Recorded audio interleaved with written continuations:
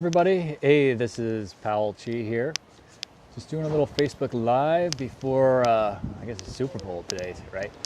Since today's Super Bowl, I don't really want to compete with the Super Bowl. I mean, there's only 1 billion people watching that, and there's probably got to be at least 1,000,000,001 people going to watch this, right? So I thought I'd do this before the Super Bowl, and plus I'm getting hungry. I got to go.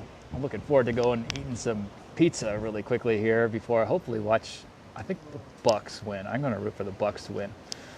But, before we get started, topic this week, I'm going to keep it kind of short. But this week, wanted to talk about a question that I get all the time is really, like, what are some of the major differences between underwriting self-storage versus underwriting multifamily?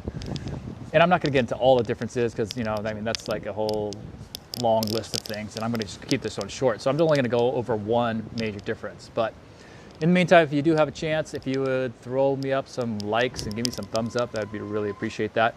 And if you have any questions or any topics that you'd like for me to discuss in the future as well, feel free to let me know.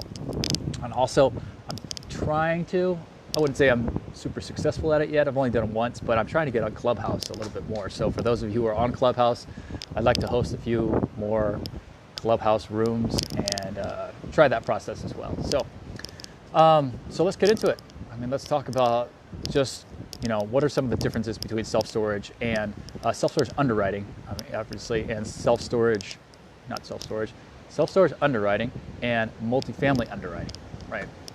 So just one of the major differences today that I'm going to talk about, and actually I've been thinking about this recently, is really on the market and the size of the market. And so typically in multifamily, when you're underwriting the market, you're looking at population growth, job growth, and you're probably looking for affordability and a couple other things that you may be looking at as you start to get a little bit down the line. You start looking at, is this a one-horse town, or does this town have support enough, like population-wise? Is it large enough for you, right?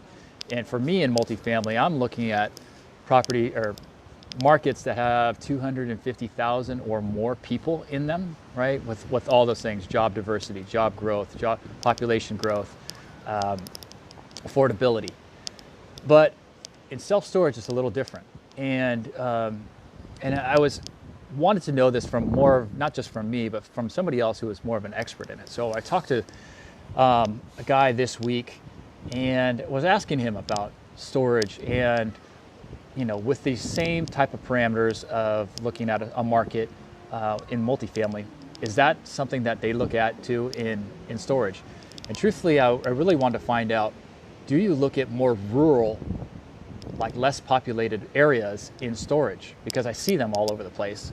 Obviously, they are all over the place, but would you underwrite, would you buy something in a town of 30,000, 50,000, maybe even 20,000, right? Would you buy something in a place like that?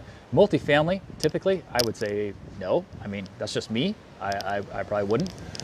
But I started looking at some of these storage, and I started talking to him, and he's a guy that they're very well respected in the industry. They own 20 different facilities themselves, and they have 20 different facilities that they manage for other people as well.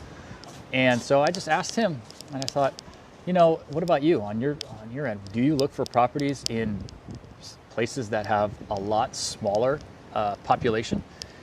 And he was like, absolutely. Some of our best operating, most profitable facilities are ones that actually are towns that are 20,000, 30,000, very small. And even smaller than that. And so I was like, yeah, he mentioned some of the cities, and you would never hear of them, some of these little towns in Mississippi and things like that. And so, I just talked to him about, okay, well, profitability, I understand, okay, you can probably buy them at a better cap rate than you would buy in a larger city. How about operating them, though? Are you able to operate them in these smaller cities? And the answer was flat out yes. Yeah, they had no problem operating them there. They have no problem with the hiring process of your maintenance team, right? And making sure that you have a maintenance staff there to check on the property every week and to do things like cut locks and clean out units. So that was not a problem at all. And then I asked them also, okay, well, obviously you can buy them, you can operate them. Do they feel like these are, would they target these, or would they really try to stay away from them? And they're like, no, we would not stay away from these at all. I mean, we're very happy with those, those smaller size places. And one thing that he did mention is he said, the other thing is, because they're in a smaller area, you probably are not going to spend as much in advertising costs. And so you can lower your expenses because your advertising costs are not going to be as high, because you're maybe one or two facilities in that whole city, right? The city can't really support more than, maybe one or two. And you might be with one or two, and you don't really need to advertise that much.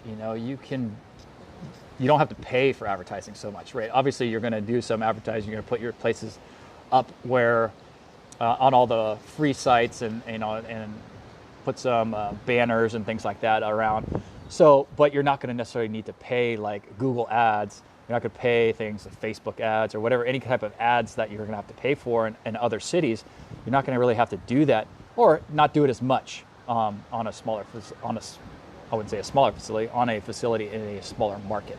So all of that really helps out your NOI, because you don't have to spend as much, because that's one of the big things about storage is obviously you got to spend enough money to get it rented out, right? So I would say that's one of the, knowing that now, and knowing that you can do it, right? And obviously people do this in smaller areas.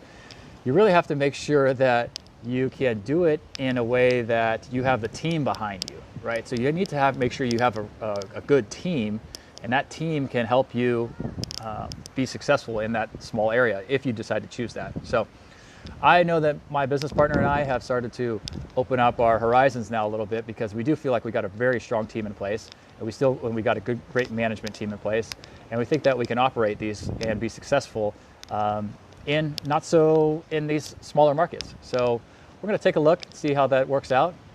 But I did want to get a chance to say hi to everybody that joined. So Jeff Calero, thanks for joining. Brian Core, Pat Wood, thank you for joining. Mark Warner, thank you. Roy Kopelman, thank you. And my good friend Mary, how are you doing, Mary? Great to see you. And let's see, Michael Pitt, thanks for joining everything. So that being said, I'm going to try to keep this one short. My stomach is kind of rumbling because I'm hungry and I want to eat some pizza. I don't get to eat pizza that much, so I'm looking forward to eating some pizza and enjoying the Super Bowl. I hope you guys have a great Super Bowl. And if you have any questions, topics, something you'd like me to cover, or maybe if you want me to go into more differences between storage and multifamily investing, that would be great too. I can do that as well. What's up, Robert? Say hi, buddy. Yep, absolutely. We're always looking to get more storage for sure. And Miles Taylor Hicks, thanks you for joining. CJ Mizzo, thank you for joining as well. And so, like I said, let me know if you got any more topics. I'm going to keep this one short today, but thank you, everybody. Talk to you all soon. See ya. Bye.